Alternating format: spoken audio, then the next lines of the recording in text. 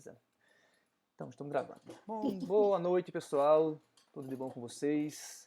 Mais uma vez, temos nosso segundo encontro, né? Nosso curso começou no dia 30 de setembro e tem algum material disponível lá no nosso sistema aqui da universidade. E estamos no nosso segundo encontro virtual para conversarmos um pouco sobre nossas experiências, trocarmos um pouco dessas experiências no uso dos jogos. E hoje temos um prazer de termos os dois Jedis conosco, né? A Paula Piccolo e o Odaí, que vão estar com a gente aí falando sobre, de forma mais específica, com as habilidades da BNCC e o uso dos jogos. Mas antes de a gente começar com a fala deles, eu queria fazer uma pequena enquete com vocês para saber se as escolas de vocês já estão com os currículos adaptados para essa nova BNCC, com o uso de habilidades como objetivos de aprendizagem e desenvolvimento, né? Só para a gente ter uma ideia de como está essa mudança, né, que era obrigatória para 2020, e aí a gente está ainda, muitas escolas eu percebo que estão ainda nesse processo de mudança, muitas escolas não conseguiram fazer essas alterações, e certamente com esses novos currículos a gente está possibilitando para vocês aí uma nova ferramenta para trabalhar essas habilidades e esses desenvolvimentos, tá certo? Então vocês podem ir respondendo. E agradeço demais estarmos aqui presentes com vocês, Paula e Odaí, porque a gente está assim, tem muitos professores sedentos por novas ferramentas de trabalho, né? Principalmente nessa nova fase aí que vamos ter com esses currículos novos, com novas tecnologias que vão estar cada vez mais dentro das salas de aula, né? Então, obrigado mais uma vez por estarem conosco e a fala com vocês. Já é a gente. Boa noite. Boa noite. Boa noite. É a gente que vai falar. Então, qual? Nós somos, então, o Jedi e nós também somos o Tá na Mesa. Tá na Mesa Jogos, que acessa lá na Ludopedia.com.br. Entra na Ludopédia, tem uns bannerzinhos assim. Blog, falando de jogo tabuleiro. Ela se chama canal. Resenha, bem-humorada, texto. E tem o nosso canal no Instagram, que é o @PiccoloPaula. Piccolo é igual do Dragon Ball. Igualzinho. E Paula. Que não é igual ao Dragon Ball. Não. Que é o canal onde a gente fala do trabalho do Jedi. Conta o que é Jedi, a J-E-D. Jogos na educação, didática, aprendizagem e inovação. Bem forçado. Era jogos na educação, e aí o resto a gente forçou e deu Jedi. Que está desde 2014. 2014, trabalhando direto com formação de professor. E a gente antes dava formação para as escolas, levava para as escolas, depois a gente começou a levar direto para os professores interessados. O que faz, né? Não, psicólogo, pessoal da RH. Psicopedagogo que atende. Militares. E aí a gente faz para as pessoas interessadas, não mais para uma escola. E a gente gosta bem mais desse formato, só que durante a pandemia não rolou. Mas ano que vem a gente volta. Mas a gente volta agora. Já estamos programando onde vão ser as primeiras oficinas, a gente começa com uma em São Paulo. E aí a gente ensina o que é board game. Então, a gente mostra alguns jogos para esses professores, educadores em geral, que a gente não trabalha só com a educação básica, superior, técnica, corporativa. Todo nível. Enfim, qualquer coisa que vai ensinar, dá para colocar um jogo como ferramenta. E até catequese. Catequese, estudo bíblico. A gente tem um. Enfim, dá certo. E na educação básica, a gente fez uma série de lives no Paula do Instagram, e a gente cobriu as 10 competências gerais da BNCC, que deve ser por isso que lembrou da gente. Acho que não. Não? Ninguém assiste. Não tem audiência. Deve ter perguntado para alguém, que perguntou para alguém, daí chegou. Se der 2 views, foi eu que achei 2 vezes. Ah, tá. Então agora tá explicado. Os 2 views. Tá. Foi ele. Aí, chegou uma vez, a gente teve, tipo, 3 pessoas, né? Foi bem legal. Mas uma era eu. Ele entra pelo celular dele, então, na verdade, eram 2. E o que a gente coloca aí nessas competências gerais? Porque se você só usar o jogo e não colocar como ferramenta, você ignora um pouco o objetivo de aprendizagem, você ignora o público-alvo, né, a quem se destina, você ignora o tempo que você vai trabalhar aquilo em sala de aula, mas, de qualquer forma, você trabalha socioemocionais, simplesmente porque jogou.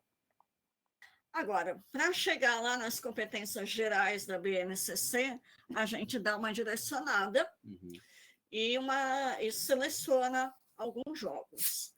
Para hoje, em vez de passar correndão pelas 10, a gente vai focar em 3. Cooperação, argumentação e comunicação. Estão interligadas e dão bastante pano para manga. Então, vamos começar pela mais rica delas, quando a gente fala de uso de board game para trabalhar essa competência, que é a cooperação. Por onde você quer começar, Luizinho? Cooperação, peraí. Vamos começar com o basicão. O famoso Pandemic. E o Pandemic nunca foi tão atual, né? Há 1 ano e meio que a gente vive esse board game.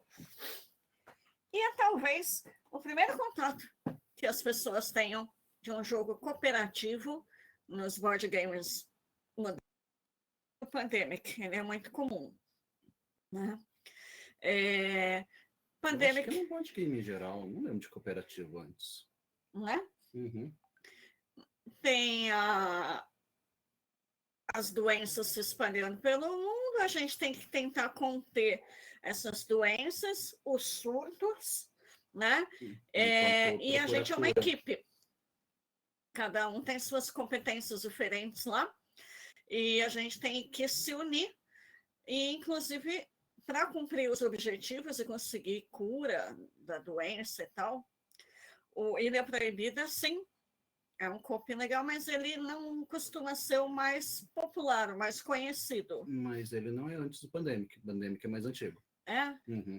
Agora, nas oficinas do Jedi, Kátia, a gente usa a Ilha Proibida, porque é um jogo cooperativo como Hanabi, fácil de entender, rápido de jogar, e aí a gente trabalha essa cooperação de uma forma lúdica, graças a Deus, porque o jogo torna tudo lúdico. E aí, pelo Pandemic, a gente tem essa introdução aos jogos, né? É a gente contra o tabuleiro. O tabuleiro tem uma inteligência artificial que vem do embaralhamento das cartas de evento, das cartas de cidade que se repetem, e a gente joga com uma certa previsão do que pode vir nas cartas e vai tentando contornar isso daí, conter a pandemia. Aí, o que mais você selecionou de jogo cooperativo? Pandemic é um jogo rápido, cabe no tempo de uma aula. Principalmente você se der mal e a pandemia vencer você. This War of Mine. Esse também existe em português já. Ou falar mais alto ou chegar mais perto. É sobre a guerra de Kosovo. Então, somos sobreviventes na guerra, a cidade está sendo destruída, conseguimos um abrigo, a gente tem que sobreviver. A diferença é que cada jogador não é um personagem, todos os personagens são de todo mundo. Então, durante a conversa, o que cada um vai fazer, cada jogador, na verdade, joga uma fase. Então, tem a fase do dia. Um jogador faz tudo o dia. Fase da noite.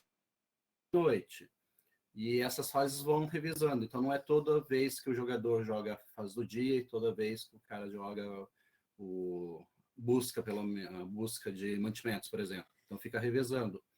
Então, tem que decidir quem fica no abrigo para não ser invadido, quem vai dormir porque passou o dia inteiro procurando coisa, quem está ferido, quem vai procurar mantimento, remédio.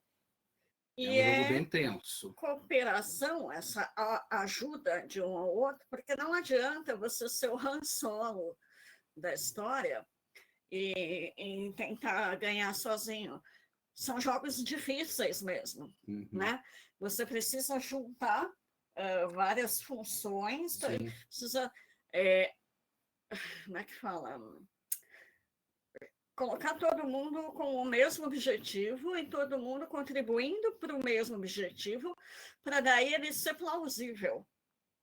Talvez a gente não alcance. Agora, cada um por si, pronto, morre na segunda jogada, né? Jogo cooperativo realmente ensina essa comunicação entre quem está jogando. Essa argumentação, porque eu acho que por esse caminho dá mais certo. Eu acho que dá errado. Você acha que é por lá?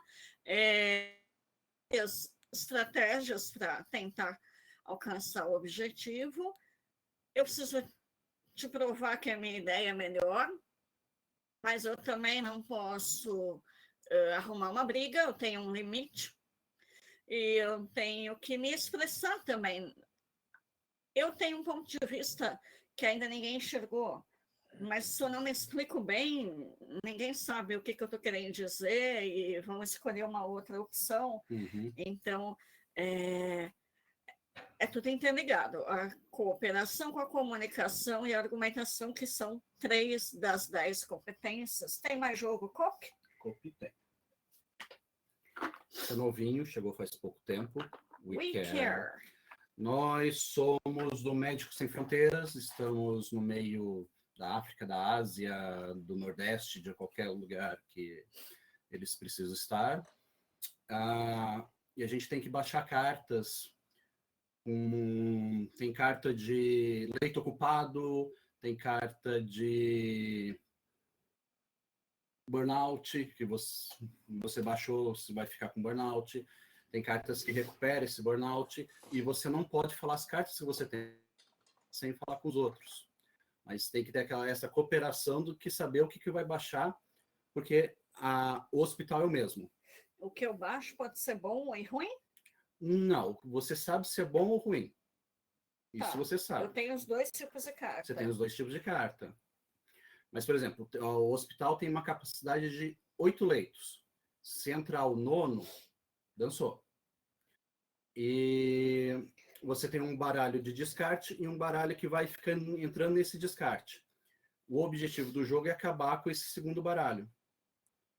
Então, as cartas usadas na rodada são eliminadas, entram mais. Então, você vai jogando assim e o negócio é bem tenso. Você vê que assim, não é um jogo que ensina medicina, mas você vê a tensão dos profissionais, como aquilo está dando errado, quando pacientes vão entrando e você não tem recurso, você não tem condições para tratar melhor e vai indo. Tem que cuidar de todo mundo, mas não pode cuidar de todo mundo, dar essa contradição. E aí a tensão do jogo, né? Um jogo tenso. Muito tenso. De novo, pedindo colaboração de todos. Você tem mais algum COP aí? COP, que eu não peguei, mas eu queria falar. Peraí. Aqui, Spirit Island, que para quem não tem, é uma ambientação bem legal. É uma ilha com os nativos e os europeus começam a vir e tentar conquistar, né, colonizar a ilha. Então, somos espíritos dessa ilha que quer expulsar os colonizadores enquanto salva os nativos. Então, é cooperativo, os espíritos têm que conversar entre si, têm que usar as habilidades dele de modo sincronizado para dar certo. É bem difícil também e é fácil de perder. E o jogo é bem legal, também já existe em português. Isso aí lembra a cooperação que tem no Toy Story, de todos os brinquedos se vingando do vizinho malvado, né, que destrói brinquedos. E aí é toda aquela operação arquitetada, cooperativa, como também no Toy Story que eles são doados lá para 3. Sunnyside, eles conseguem fugir da sala onde eles estão trancados, né? Esse é o espírito da cooperação, o vizinho Cid. O nome do Spirit Island, Ilha dos Espíritos. Mas aí a gente também falou do Pandemic e do War of Mine. E falou do War of Mine, né? War of Mine. Legal. A Kátia pôs até o link do Board Game Geek do jogo. Obrigada. E você, Eric, o que você recomenda de cooperativo? Eu gosto do Mysterium, né? Aquele que é uma sessão médium lá numa casa mal assombrada para descobrir quem é. É um jogo de detetive com um objetivo simples, né? Quem matou, com que arma e onde matou, né? Mas com uma mecânica bem diferente, que eu gosto bastante, assim. E uma coisa que vocês falaram que eu gosto de chamar atenção para os professores é o jogo, é a ferramenta, é o meio para atingir o objetivo e não o objetivo da aula, né? E esse objetivo da aula tem que ser muito claro. O que é que eu quero trabalhar? É um conteúdo? É uma habilidade? Né? Então, se eu quero trabalhar habilidades, puxa vida, toda essa cooperação, esses jogos todos são excelentes. Mas se eu quiser trabalhar conteúdo, é como você falou, o WeCare, por exemplo, a gente não aprende medicina. O Pandemic, a gente não aprende sobre epidemiologia. A gente aprende outras dinâmicas. Ali é só um plano de fundo para ter, né? É igual o Seven Wonders, por exemplo. Não é um jogo de história, é um jogo de batalha ali com os tokens, né? Então, isso é uma coisa que a gente precisa ter bastante claro, que eu vejo que é uma das dificuldades dos professores, fazer essa troca, né? Da habilidade versus o conteúdo. O Citoses, por exemplo, é um jogo que dá para trabalhar um pouco mais de conteúdo. O Cosmos da Dijon Games, que é um jogo mais recente, dá para trabalhar conteúdo, né? Eu sou professor de geologia, então aquele jogo ali é a minha primeira aula da disciplina do semestre. Então, assim, a gente precisa ter isso muito claro na nossa cabeça, essa separação do conteúdo e da habilidade. E eu vejo que esse ainda é um problema sério em muitos professores. Também dá para usar o conteúdo, né? Sim. Eu quero falar de história, eu tenho bastante jogos com conteúdo histórico. Dá para eu aprender sobre citologia com citoses e tal. Como também competências, habilidades, atitudes e tal. Exatamente. Depende do meu plano de aula, vamos dizer, né? Então, da mesma forma que eu pego um texto e eu posso, num dia, trabalhar texto para ver o assunto mesmo do que ele está tratando e ver qual é o contexto temporal, histórico daquele texto, por que ele falou de um cara na Alemanha e falou alguma coisa de judeu, o que será que ele está tentando dizer? Numa outra abordagem, eu pego o mesmíssimo texto e vejo análise sintática. Sim. Numa outra abordagem, em outro momento, eu pego o texto e procuro ver se é uma poesia com métrica ou sem métrica e que tipo de poesia o cara escreveu daquele texto falando da Segunda Guerra Mundial. Então, da mesma forma, o jogo permite várias abordagens. E às vezes o jogo ele pode ser um quebra-gelo, uma introdução para aquele tema, né? Sei lá, eu quero trabalhar literatura. Então, vamos trabalhar um livro que fala sobre viagem, sei lá, o Volta ao Mundo em 80 Dias, né? Ou um livro ou outro qualquer. Então você pega um jogo que tem algum aspecto de viagem, né? Eu sei que o Ticket to Ride parece que tem na caixa essa introdução ao Viagem Volta ao Mundo, né? Então, assim, ele pode ser apenas um start ali para poder engajar os alunos naquele conteúdo que você vai falar depois, né? Então, A gente, assim, professa muito nesse sentido. Primeiro joga, depois Conversa. trabalha o conteúdo. Não estraga o jogo fazendo o contrário, sim. sabe? Principalmente no meio do jogo.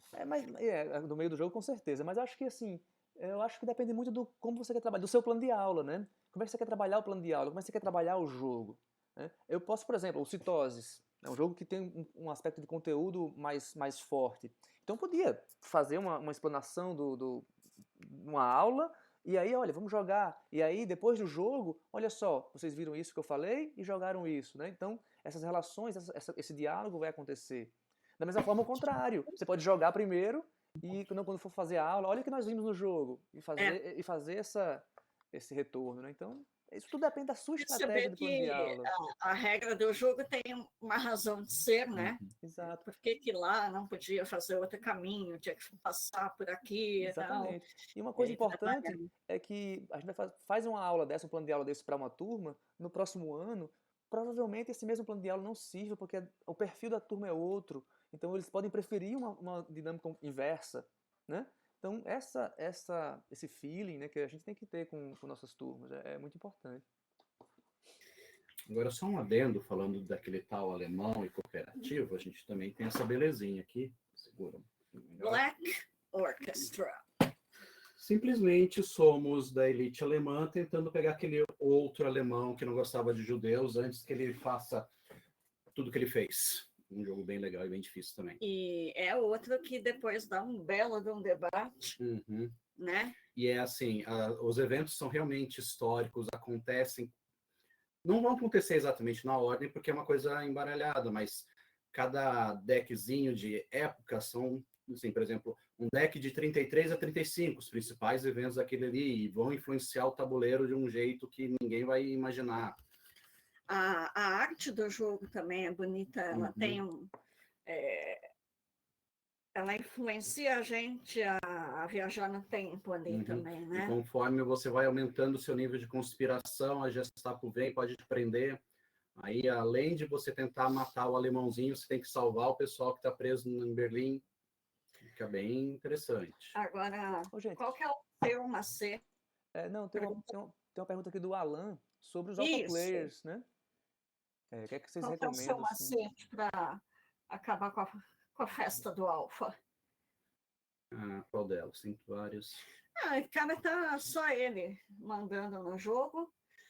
Eu, geralmente, como eu estou ali na função de professora ali, ou de monitora do jogo e tal, eu simplesmente falo, não, a sugestão daquele cara lá, que não é o alfa, é bem melhor. Por nada. E aí a minha posição dá a entender que eu entendo melhor o jogo do que quem está jogando pela primeira vez, então eles me dão uma certa credibilidade, assim, então vamos fazer o que o outro falou. Então eu vou tentando derrubar, assim. E jogos, por exemplo, como Pandemic, que cada jogador tem um personagem, ele que vai decidir o que o personagem dele vai fazer. O Alpha decide o que o Alpha vai fazer e pronto. Mas é melhor. Não, ele que decide. Mas o Alpha é chato mesmo, e eu não estou conseguindo aparecer na câmera. Acho que eu tenho que mudar. Eu tenho experiência boa com o Pandemic com meu filho, de 6 anos, né? Eu já joguei várias vezes com ele, ele é pequeno, né? Então tem 6 anos, tá aprendendo a ler agora, né? Então, assim, mas mesmo assim a gente consegue ter boas partidas. Quando ele começou, ele dependia muito da minha opinião ali para jogar, mas hoje, né, a gente pode até dar alguma sugestão, mas ele tem a própria alternativa dele, né? Então, assim, eu jogando o Cosmos com ele, que é um jogo também mais denso, né? A gente percebe essa estratégia dele, mesmo que ele no início dependesse de alguém, que sendo o alfa ali, mas logo em seguida ele vai fazendo dele. Então acho que como monitores, como professores, essa mediação é muito importante, sabe? De permitir que as pessoas vão lá e experimentem as estratégias e bloquear muitas vezes esse jogador mais mandão e para dar espaço para outros. Né? Por outro lado, é bem legal você colocar um jogo cop e observar o alpha player e observar aquele que se anula e que vai no comentário dos demais, por exemplo, no processo seletivo. Uhum. E aí você começa a ver qual é o perfil daquela pessoa trabalhando em grupo, em time. Agora também dá para acabar com o alpha player com alguns cooperativos que simplesmente não dá para o alpha fazer nada, tipo o Magic Maze, que comentaram ali. Como ele só mexe no personagem dele e não pode falar, tem o Commission, que é sobre a evangelização, começo da evangelização no Mediterrâneo. Pode ser que as pessoas não possam, dependendo do resultado dos eventos, as pessoas não podem nem conversar. Então, você tem que decidir o que você vai fazer. O alfa não vai poder nem abrir o bico. Por outro lado, se tem um alfa e todo mundo está jogando pela primeira vez, segunda, ele meio que tira o jogo da inércia. Uhum. Tem o lado bom também. Sim. Né? Tá todo mundo cara ainda sempre mal. Tá todo mundo ainda se esquentando, ainda não entendeu o jogo direito, ainda não sabe tudo que pode fazer e tal. O alfa dá esse empurrão inicial, né? Eu acho que assim, na verdade tem vários tipos de alfa, mas os dois principais é o mandão, que você vai existe dois tipos de opinião, a errada e a dele, e aquele que quer fazer o jogo andar. Então, quando ele percebe que o negócio está mais estagnado, ele pega as rédeas e começa a comandar até o pessoal entrar na partida. Então, dependendo do alfa, ele é importante para a dinâmica do jogo. E vai ter alfa em jogo competitivo também, viu? Vai, ou se vai.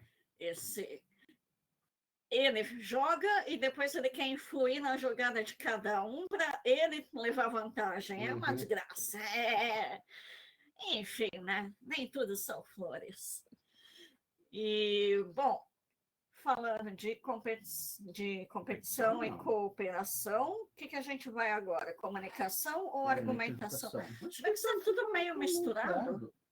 A gente pode pegar o nosso Coringão, pau para toda obra, um bombril. Eu acho que qualquer coisa que você queira ensinar a Dixit, dá uma bela mão, dá para ensinar. As cartas do Dixit dão muito, só elas, né? As ilustrações em si dão muito pano para manga. Uhum. Você interpreta de milhões de formas diferentes. Eu levo muito isso para a sala de aula e poucas vezes eu jogo Dixit como ele é.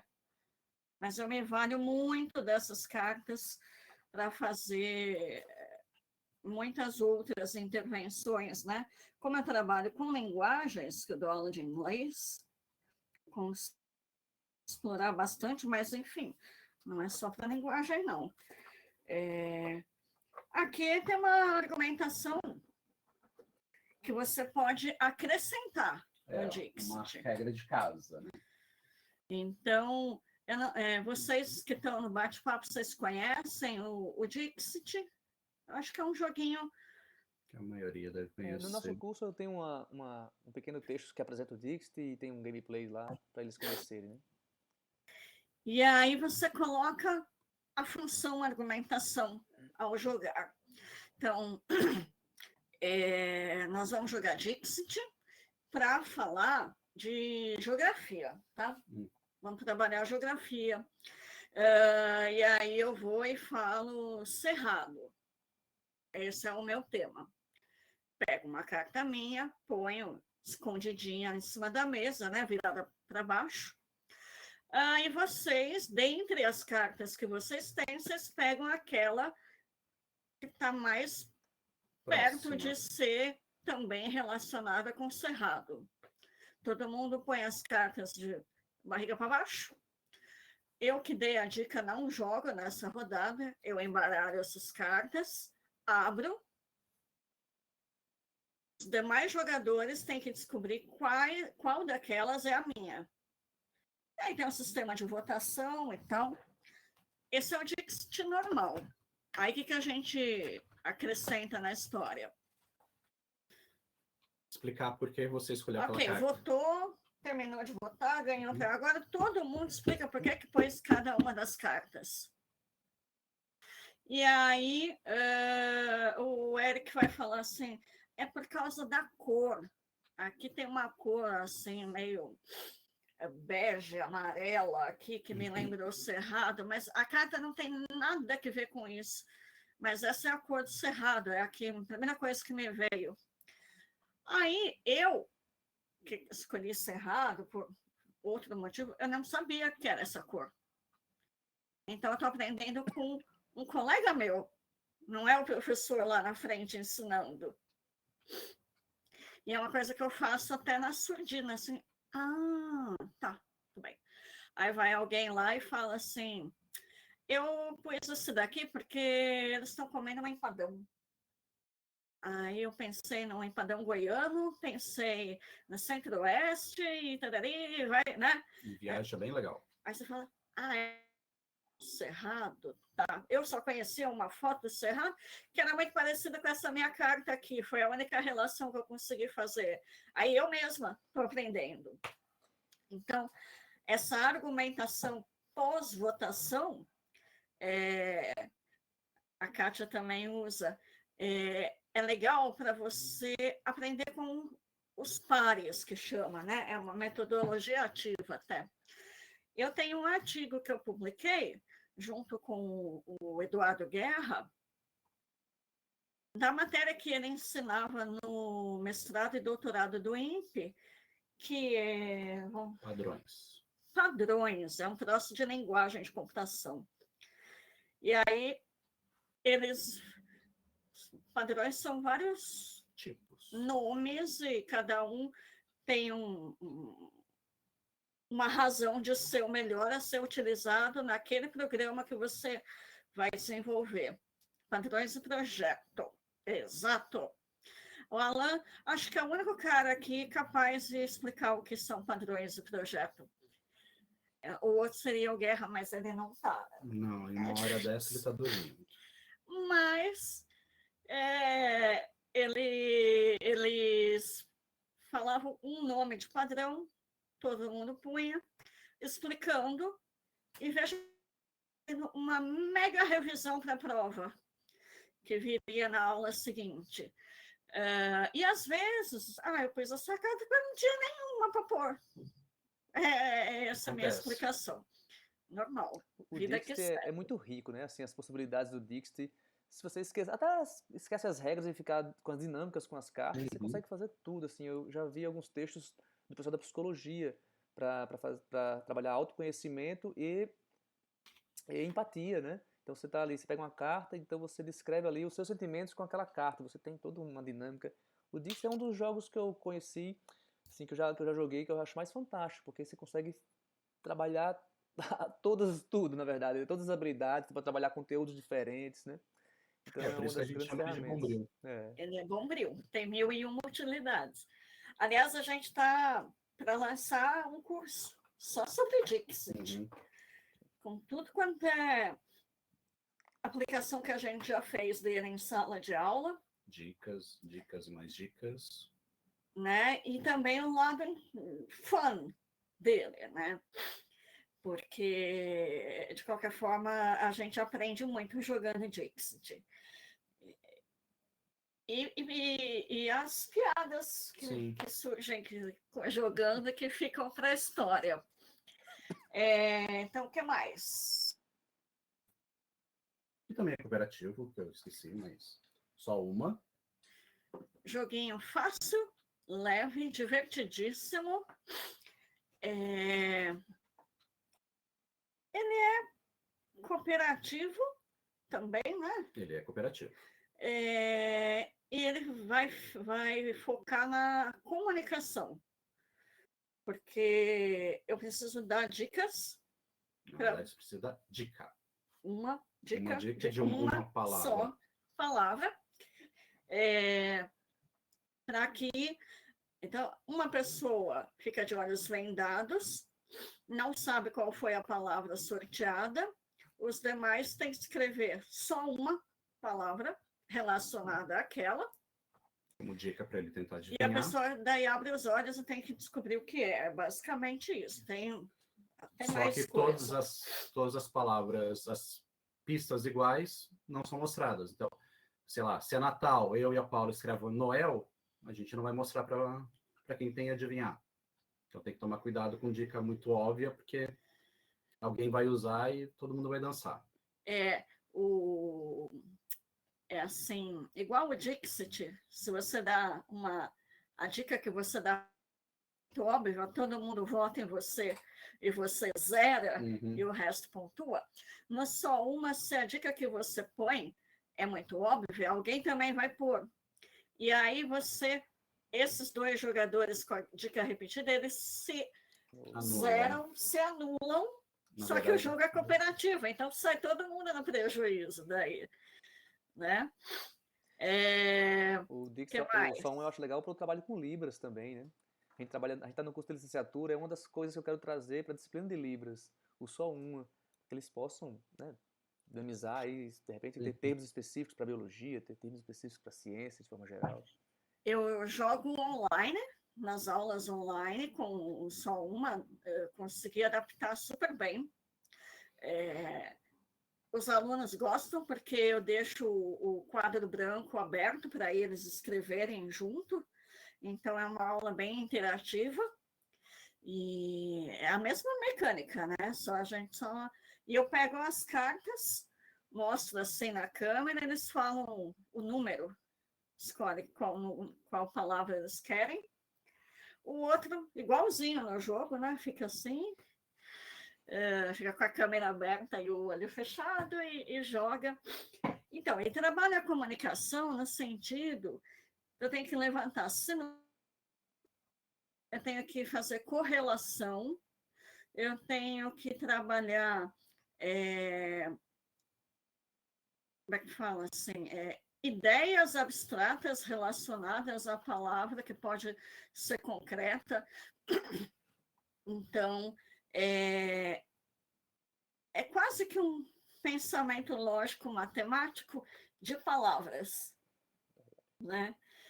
E é um exercício difícil de você conseguir se comunicar bem. Você precisa ter um vocabulário amplo, ele ensina a ampliar.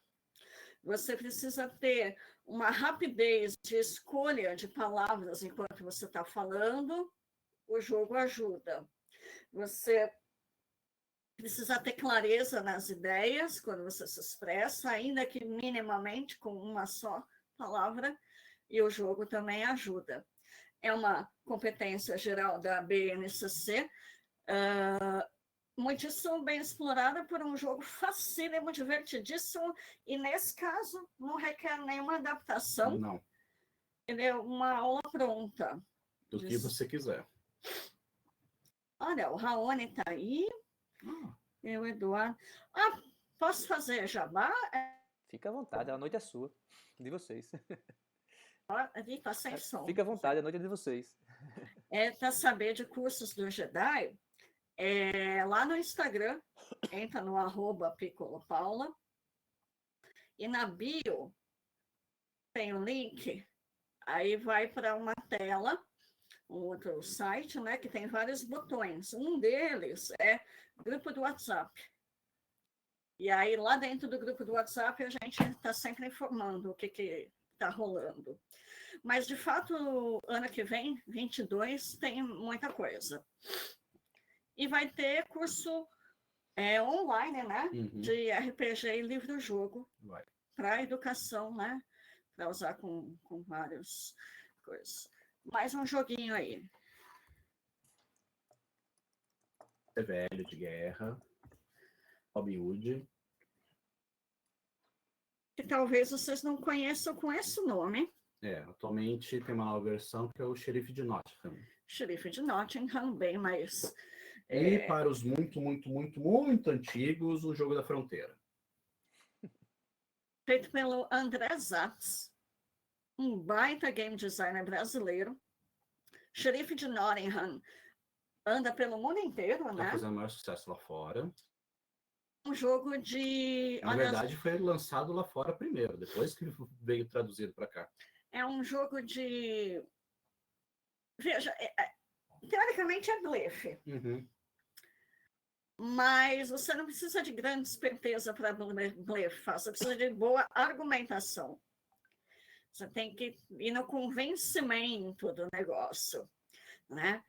E assim, você tem que passar produtos ilegais na fronteira, que às vezes é fronteira, às vezes é o xerife. É uma cidade que está tendo um festival, varia. Né? Mas a historinha é essa. E você tem que... o fiscal, por uma palavra genérica, ele escolhe um dos jogadores para abrir a mercadoria e verificar uma por uma. Só que você não quer que ele abra a sua, porque se você não passar nenhuma mercadoria legal, você não pontua muito. O jeito de você pontuar e ganhar o jogo legal é com mercadorias ilegais que valem muito mais. Uhum. Então, você tem que convencer o cara a não querer abrir a sua mercadoria, tentar abrir a do outro, e ainda você pode subornar literalmente com moedinha. E além de ser muito divertido, é a argumentação de cabo a rabo. Né? E a gente gosta de fazer com o roleplay. Ah, sim. Cada um encarna o personagem e aí o fiscal fala, mas eu estou sentindo o cheiro, você está transportando galinha, mas eu não estou sentindo o cheiro de titica de galinha, eu tenho certeza, está muito limpa essa sua carroça. Aí você fala, não, é que eu gosto dos animais, eu anestesio, eu deixo tem um veterinário lá dentro limpando toda hora. E eu tenho muita limpeza com tudo isso, e eu coloco para dormir, para pôr lá, porque aumenta a qualidade do ovo que eu vendo, e eu sou uma pessoa que quero vender produtos de qualidade. Aliás, leva uma caixinha de ovo aqui para você e tal. Em compensação, o cara ali do lado, ó, escuta o barulho. Ele falou que tem batata, mas tem um barulho estranho ali.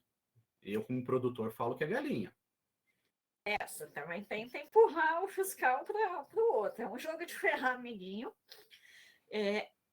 Argumenta e inventa história para convencer esse fiscal o tempo inteiro. E às vezes se dá bem, às vezes se dá mal e tal. Mas é um jogo divertidão, fácil de explicar, de entender. Rápido. Se você pode fazer ele durar o tempo da sua aula, sabe? Ele não precisa necessariamente chegar ao fim. Você pode ter uma contagem parcial de pontos ali.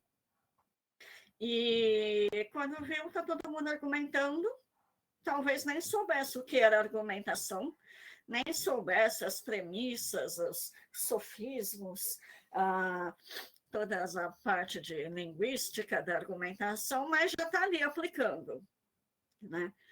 Aí o professor pode pegar todos os argumentos bons que foram usados e mostrar por que eles foram bons, por que eles convenceram, aí começa a ensinar. Sim, Mestre das Trevas, mega jogo de convencimento, zoeira total, mecânica quebrada. Mas, tipo, se for para brincar e não para jogar, é uma delícia. Eu já usei no ensino médio, e quando eu vi, estavam todos de pé, fazendo um live action, aquele negócio, fazendo as lutas todas e tal, para me convencer, eu era a mestre das trevas, né, de quem que era a culpa. Você tem que tirar a culpa de si, jogar para outro. E mais do que encarnaram, e assim, o que eles fizeram a Olimpíada? Argumentaram com o Sim, Mestre das Trevas. Bem lembrado, Kátia. Tem mais aí? Acho que só. É isso? É isso. Aí, para comunicação, a gente selecionou também o Codenames, está ali embaixo. Ah, o Codename está aqui. Pictureca. Pictureca, acho que está aqui.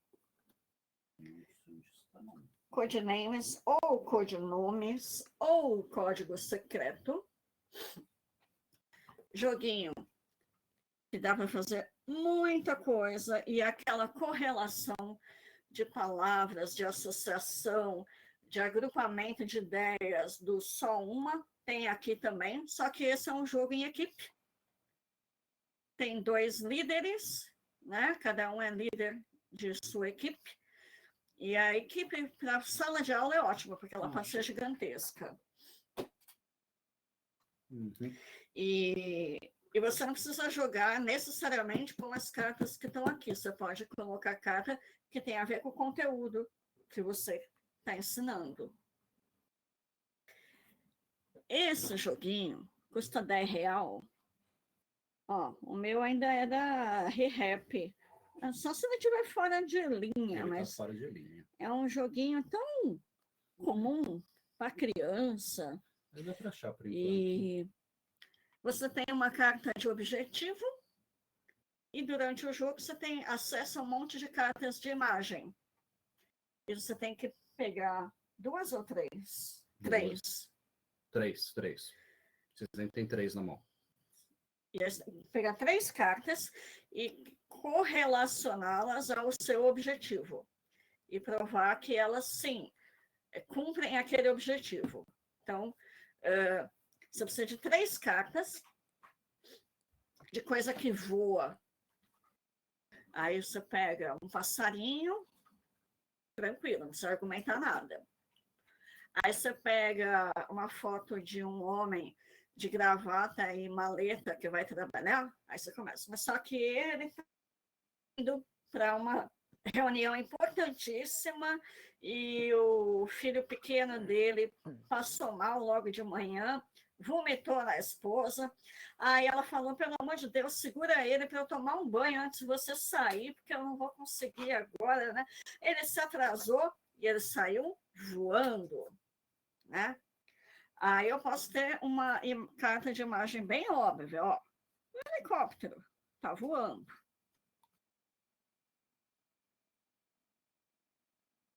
E agora eu posso falar que o outro é uma vaca, porque tem vaca voadora, né? E tal, esse é interessante, quero ver você tentar com esse. Esse aqui? É.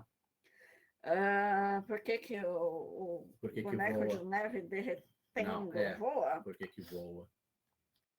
Porque, não sei, o que você pôs? O gelo virou água, a água virou vapor, o vapor subiu, voou. Argumentou. E aí os outros têm que falar sim ou não, né? Esse que é o problema do Pictureca. Se eu não vou com a sua cara, eu nunca aceito a sua argumentação. Ou se você está quase ganhando. Falta aquele sistema de votação do Dixit, para deixar ele bem legal. É viajante. E eu adaptei cartas de objetivo em inglês e as de figuras são elas mesmas.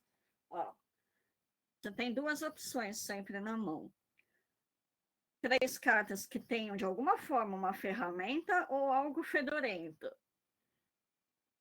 Aí você vai, tá? O boneco de neve tem a cenoura e tá lá há 8 dias, ela começou, tá no sol, embolorou, é algo fedorento. E assim vai. Então, esses são argumentação. Sabe que a argumentação tem muito a ver com a comunicação? E eu preciso desses 2 para fazer a cooperação. E assim, com muita diversão, a gente consegue em pouco tempo, trabalhar habilidades e competências muito sutis. É difícil você falar, hoje é uma aula, hoje na nossa aula nós vamos aprender empatia. Né? Difícil, vai ficar uma aula teórica e cadê a tal da empatia? Hoje nós vamos ver cooperação. Aí ali dá para ver, né? Faz a imersão, vivencia aquilo para valer.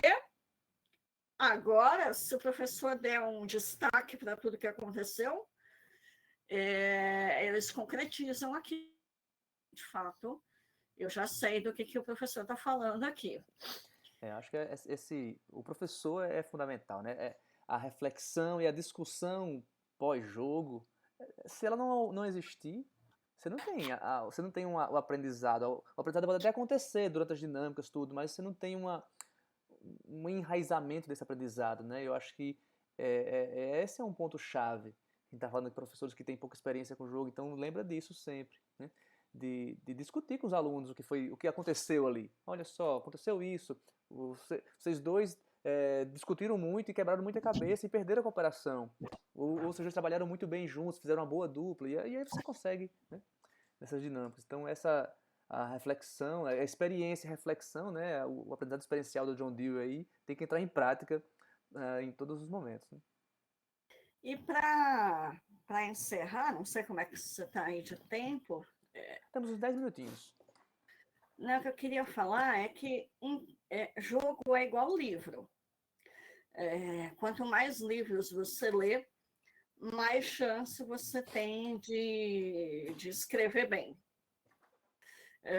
Quanto mais jogo você conhece, mais chance você tem de aplicar bem o jogo em sala de aula. Aliás, jogo tem tudo a ver com livro. Tem editora, assuntos, tem um livro que eu amo e você odeia, né? Tem livro que todo mundo gosta, tem livro difícil de engolir, é o seu dominant species, você ama e a maioria não gosta. Tem aquele livro tipo O Diário de um Banana, que é uma delícia de ler, e você lê em 4 segundos, é o só uma, né? Aí eu tenho minhas preferências por ficção, por não ficção, por, sei lá... Biografia. Por guerra, não sei o quê, eu vou ter jogo, né, tudo quanto é perfil. É aquele que gosta de ler qualquer coisa. Exato. Desde que eu possa sair para jogar com alguém e eu estou feliz. Então, essa relação jogo e livro, para mim, é perfeita. Então,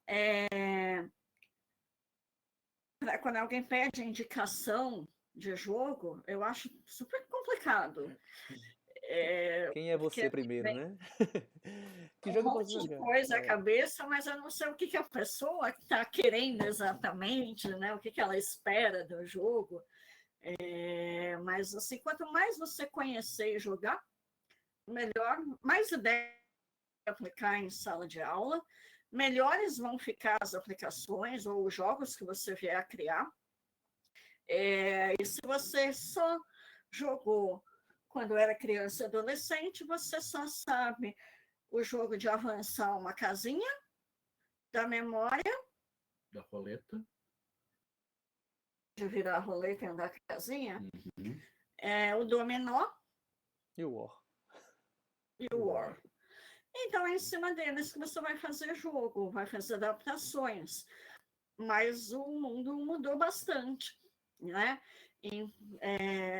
É como cartilha que a gente usava para alfabetizar, ela não faz mais muito sentido, né? O livro que fala do telefone, que a ligação estava ruim, que precisa mandar um telegrama, não sei para quem, vai perdendo um pouco o orelhão. Né, como é que fala? Se atualizando, vai ficando desatualizado. Da mesma forma, o game design se atualiza sempre. Então, é interessante seguir isso daí.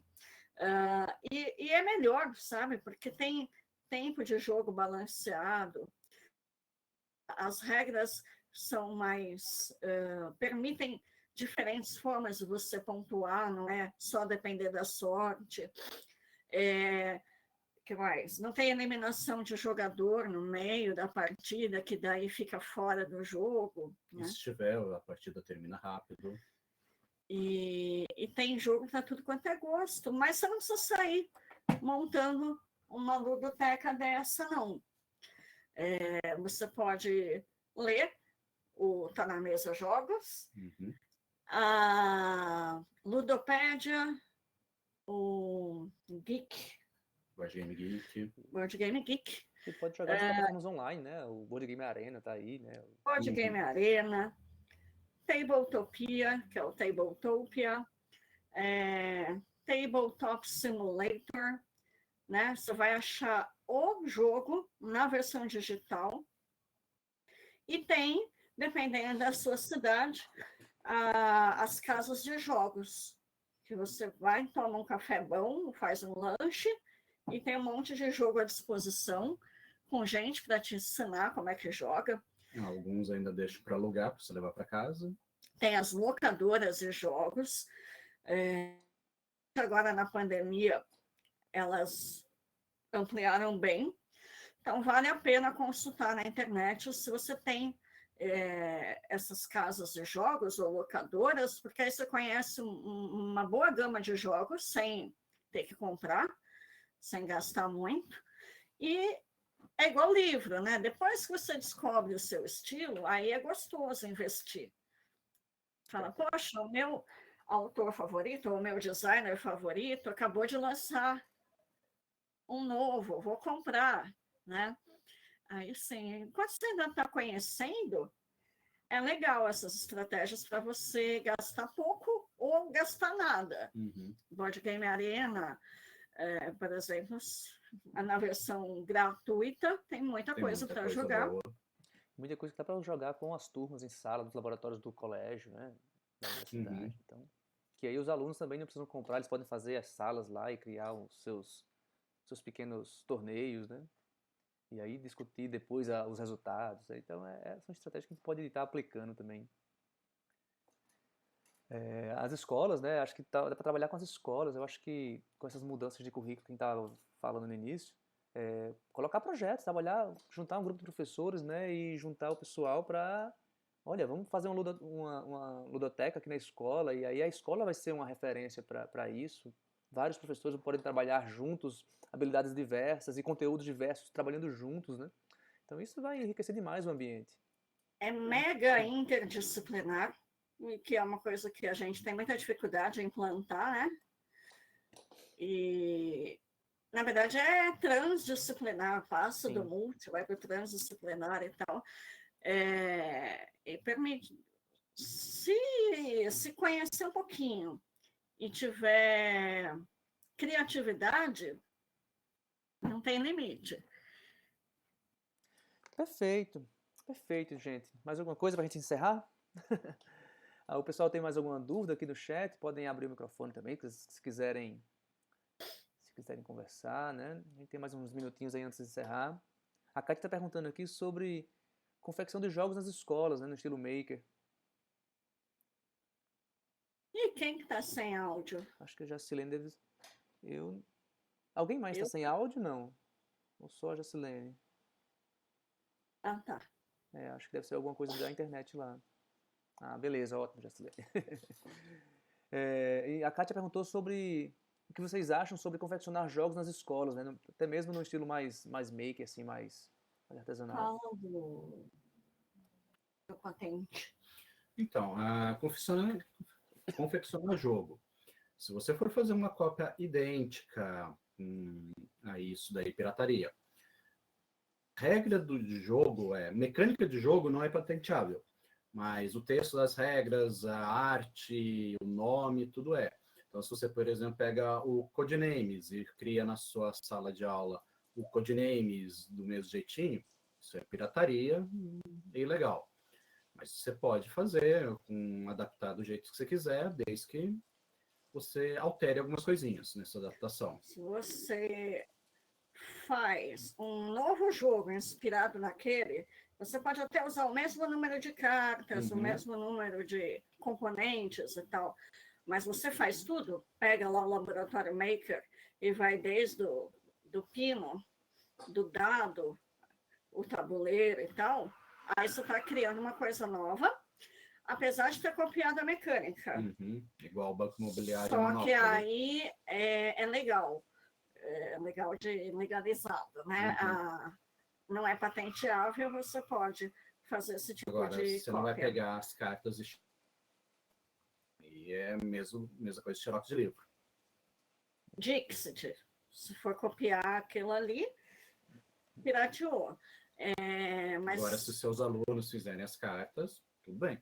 Tem uma pessoa do Ceará, inclusive, mestrado no mestrado de artes, que usa a mecânica do Dix nas aulas de arte. Então, os alunos fazem seus desenhos, né? E aí, os desenhos são pessoais, são individuais, escondidos, e aí você tem que entender qual é o desenho que eu fiz, descobrir qual foi o desenho que eu fiz, né? E você vai dar alguma dica ali, também da mesma forma, mas o desenho é meu, né? E aí você tem toda o conhecimento ali do colega, né, da sua turma, como é que o seu colega tá naquele momento a desenhar um pouco mais escuro, um pouco mais com cores um pouco mais alegres e tudo mais. Então, isso é uma dinâmica bem bacana que ele está desenvolvendo lá com o pessoal das artes. Eu não lembro agora o nome dele, eu conversei com ele rapidamente. Mas é isso. Será que é o professor Ney? Não, do IGJ? Não vou lembrar o nome dele. Vou colar aqui, daqui a pouco eu lembro. Mas, então, colocar aluno para fazer tudo lá no Laboratório Maker, super indica. Uhum. Só cuidado para não copiar. Um ponto-chave é essa coisa da confecção do jogo, né? É como você falou, tem um repertório de jogos. Quando a gente tá. A experiência que eu tenho aqui desses semestres passados, de anos passados, o pessoal quer, vamos fazer um jogo, um trabalho qualquer. Sempre, assim, 99% são jogos de trilha. Uhum. Por quê? Porque eles não têm um repertório de jogo, né? Os jogos que a gente está conversando, eles não são de fácil acesso para muita gente, e aí para muita gente em qualquer lugar, mas no interior do Brasil, no interior do Nordeste, ele é mais difícil. A gente não tem ludotecas, a gente não tem os próprios bares, né, as luderias aí, que não são tão comuns, mas são mais comuns no Sudeste, né? Então é muito difícil para muita gente mesmo ter isso. Na minha cidade, Patos, no sertão da Paraíba, ela é um pouco diferente do que eu já vi em outras cidades do interior. A gente tem um grupo relativamente grande de pessoas que jogam, né, e jogos modernos. Então, existe até um comércio interno aqui de trocas, né? O cara enjoa de um jogo e faz a revenda ali. Então, é uma coisa bem bacana de se ver aqui. Mas eu acho que é uma exceção, é um perfil que a nossa cidade tem, porque nos últimos 10 anos houve um ingresso muito grande de pessoas de fora por causa das universidades, então mudou o perfil da sociedade aqui, né? Então eu acho que a gente tem essa característica por causa disso, mas ela é uma exceção. Então acho que vale a pena mesmo experimentar essas plataformas digitais para ter esse repertório, né? Estou vendo aqui se tem mais alguma pergunta. Acho que a gente... O nome do cara lá do Fortaleza é o Rafael, né? Ele faz mestrado em artes. Rafael. Ele desenvolveu um jogo chamado o Herê. É um jogo sobre entidades africanas, tá? Um jogo de cartas. Legal, quero conhecer. Tem o site que ele me mandou para mim do jogo dele foi hereujogo.com. Tá. Dá uma olhada. Põe aí no chat para a gente poder conhecer. .com. Pô, Rafael. Paraíba. Será que tem? Bom, o Diego perguntou sobre lojas de board game. Temos uma sim, pequenininha, mas tem um catálogo relativamente legal, né? Eles têm uma ligação muito grande com a Devir, então a maioria dos jogos deles são da Devir, mas sim, temos uma loja, né? E abriu uma ReHap agora que vai chegar algumas coisas também, são coisas mais comerciais, né? Mas de certa forma é um acesso. É uma abertura. Tem a Estrela está entrando um pouquinho nessa área aqui dos board games modernos. Também, né? O Daniel Martins Santana é um dos designers do... Sim, o cara é gente boa demais, né? O Daniel, a gente conheci na Gen Con, a gente trocou umas ideias assim, um cara muito, muito acessível de conversar, inclusive, né? Tá com a ideia de um jogo assim, acho que você pode ir lá falar com ele que ele vai lhe responder na hora. ele é super, ele meio que tem a missão de ajudar. Ele compra a briga de todo mundo, ele vai atrás de conseguir o contato que você precisa. E eu achei legal ele ser um dos 4 designers desses primeiros jogos da Estrela. É uma iniciativa que está mostrando que o board game moderno veio para ficar, né? Verdade. Porque um player grande desse se preocupar em ir atrás de designer de board game moderno para fazer um lote completamente diferente é uma aposta grande. Acho que mostra o potencial. Agora, o potencial de dar e eu transborda para tudo quanto é lado. É verdade. Gente, então a gente precisa encerrar, já são 9h30, né? Eu acho que a conversa é muito boa, a gente pode passar aqui muito tempo conversando sobre isso. Mas a ideia do nosso ambiente lá do Moodle é justamente esse, né? Ter lá um espaço que a gente possa trocar ideias, se conhecer e conhecer outras pessoas que estão longe, mas que podem contribuir com o nosso trabalho, né? Só para a gente ter uma ideia assim das pessoas que, meio a meio aí, né? Das 12 pessoas que responderam, estamos meio a meio de quem usa, quem já está com currículo novo nas escolas, né? Então, ótimo. Então, você tem aí uma possibilidade boa de novas ferramentas, né? Se você não conhece, para trabalhar nas escolas. E os contatos, acho que foram passados, né? Do Instagram, do YouTube. Eu acho que tem informação demais no perfil da Jedi, né? E da Paula. Eu acho que dá para aprender bastante. E, gente, me coloco à disposição também para trocar ideias com vocês e colaborar nesse sentido de propagar, né? Essa ferramenta tão boa, tão divertida e tão importante, na verdade, para essas novas dinâmicas. E a gente agradece o convite. Muito mesmo. Foi uma grata surpresa e hoje a gente mudou toda a rotina aqui para poder estar com você. Que coisa boa, gente. Muito obrigado mais uma vez. Pessoal, obrigado pela participação. Como sempre eu falo, né, esse curso não é um curso, é um curso apenas no nome. Na verdade, é um ambiente de discussão, um ambiente de troca de experiências. Então, ele só funciona se vocês participarem, né? A ideia é essa, que vocês realmente tragam as dúvidas, as experiências, as decepções e os acertos, para que a gente possa conversar e trocar essa ideia. E aí já deixo o convite também, né? O material está lá disponível para os fóruns. E nosso próximo encontro será no dia 3 de novembro, né? No mesmo bate-horário, nas 8h30, com a Laís Prado. Então ela já confirmou com a gente. Então estaremos conversando um pouco mais sobre esse mundo maravilhoso. Vai ter Nordeste em peso. Esperamos. Pessoal, um grande abraço, uma boa noite para todos. Obrigado mais uma vez, Paulo, Cecílio, pela participação e pela troca de experiências. Um abração. Valeu, gente. Até mais, hein?